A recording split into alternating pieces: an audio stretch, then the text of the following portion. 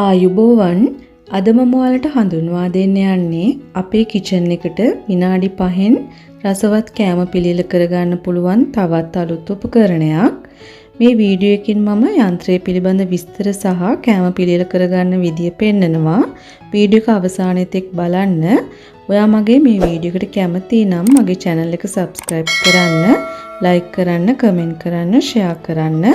අපි නම් වීඩියෝ එකට යමු. මේ තියෙන ස්නැක් මේකර් එකක්. මේකේ ඉන්ටර්චේන්ජබල් ප්ලේට්ස් 3ක් තියෙනවා. මේකෙන් අපිට ගොඩක් රසවත් ආහාර සෞඛ්‍ය ආරක්ෂිතව ඉක්මනට හදා ගන්න පුළුවන්. ඉලෙක්ට්‍රිසිටි වලට සහ මේ යන්ත්‍රයට ලොකු වියදමක් යන්නේ නැහැ. ඒ නිසා ගොඩක් ප්‍රයෝජනවත් වෙයි කියලා හිතනවා. දැන් බලමු මේක වැඩ කරන විදිය. මෙතන තමයි ලොක් එක තියෙන්නේ. බැට එක ඇතුළට දාලා හීට් වෙනකොට ඔටෝ ලොක් වෙනවා.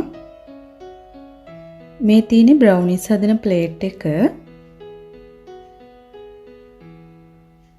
මේ ඇරෝ එක පල්ලෙහාට පුෂ් කරාම ප්ලේට් එක ගැලවෙනවා.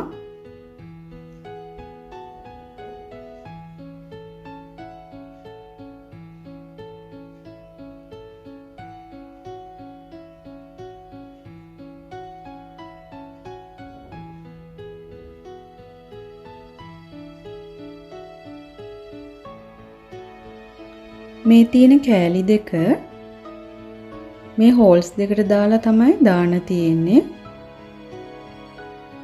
උඩ ප්ලේට් එකත් ඒ විදිහටම තමයි ගලවන්නේ.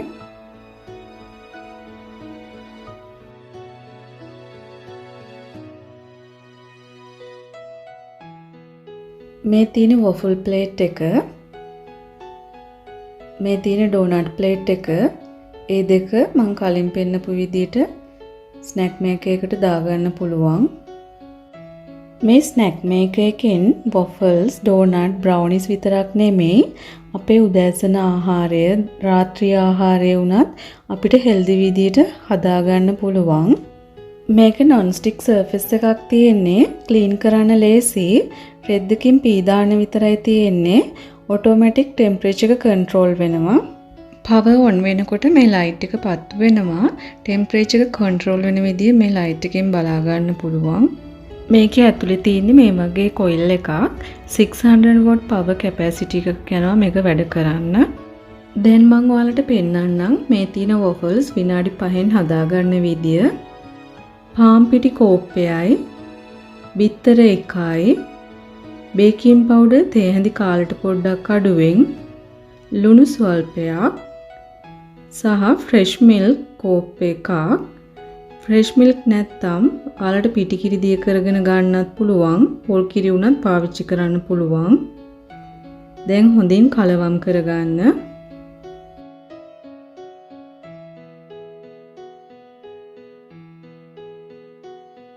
කැට හිටින් නැති වෙන්න හොඳට කලවම් කරගන්න. මම සීනි තේ හැඳි 3කුත් එකතු කරගෙන තව හොඳට කලවම් කරගන්නවා.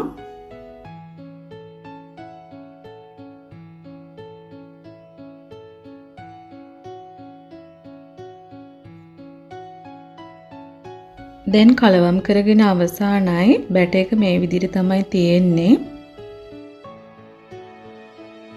විනාඩි 2ක් ස්නැක් මේකර් එක ප්‍රීහීට් කරගෙන බැට එක හොඳට කලවම් කරගෙන දාගන්න.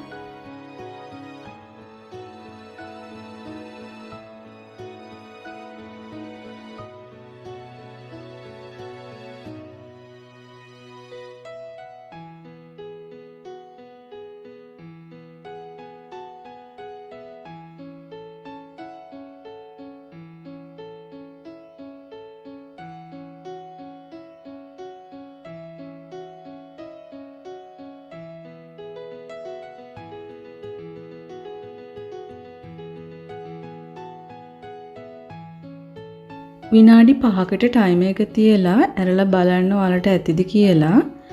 මේ විනාඩි 5කට පස්සේ තමයි මම ගන්නෙ.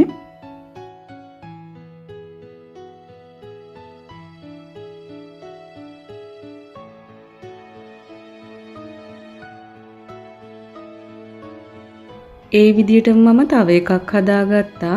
මේක මම විනාඩි 2ක් වැඩිපුර තියලා ටිකක් හයියට හිටින්න ගත්තේ.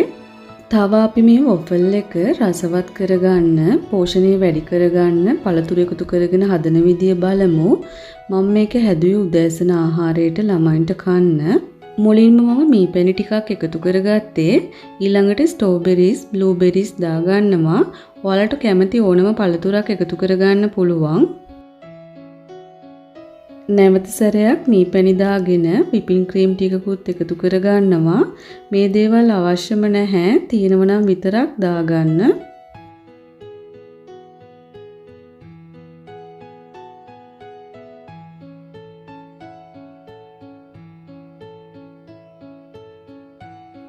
දැන් අපි හදාගෙන අවසానයි. මේ විදිහට හදලා දුන්නම පොඩි අයට කන්න ආස හිතෙනවා. මේ වොෆල්ස් වල පෝෂණය තව වැඩි වෙන විදිහට හදා ගන්න පුළුවන්. මම ඔයාලට ඒවා ඉදිරි වීඩියෝස් වලදී කරලා පෙන්නන්නම්.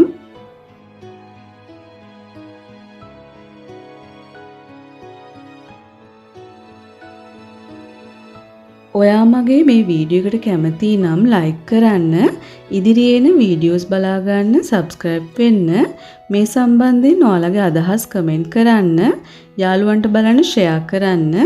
අපි එනම් තවත් වීඩියෝ එකකින් හමු වෙමු. බොහොම ස්තුතියි.